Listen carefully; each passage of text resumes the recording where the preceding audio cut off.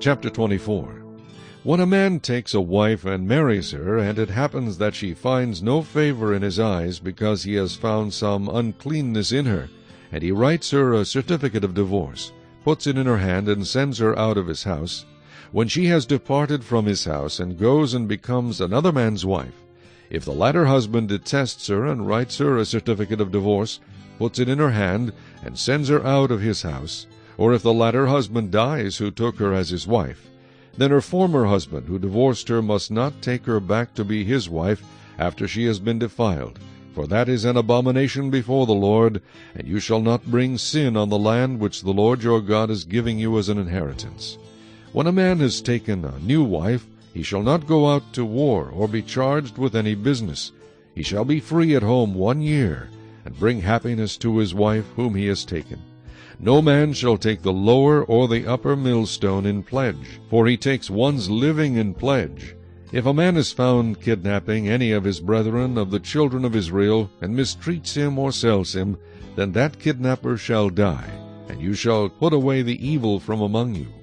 Take heed in an outbreak of leprosy, that you carefully observe and do according to all that the priests, the Levites, shall teach you.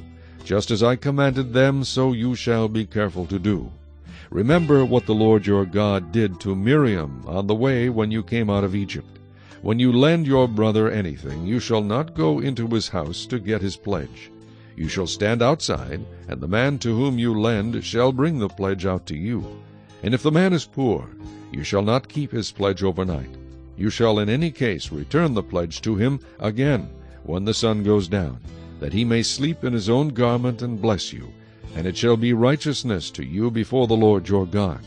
You shall not oppress a hired servant who is poor and needy, whether one of your brethren or one of the aliens who is in your land within your gates. Each day you shall give him his wages, and not let the sun go down on it, for he is poor, and has set his heart on it, lest he cry out against you to the Lord, and it be sin to you. Fathers shall not be put to death for their children, nor shall children be put to death for their fathers. A person shall be put to death for his own sin. You shall not pervert justice, do the stranger or the fatherless, nor take a widow's garment as a pledge. But you shall remember that you were a slave in Egypt, and the Lord your God redeemed you from there. Therefore I command you to do this thing. When you reap your harvest in your field, and forget a sheaf in the field, you shall not go back to get it. It shall be for the stranger, the fatherless, and the widow, that the Lord your God may bless you in all the work of your hands.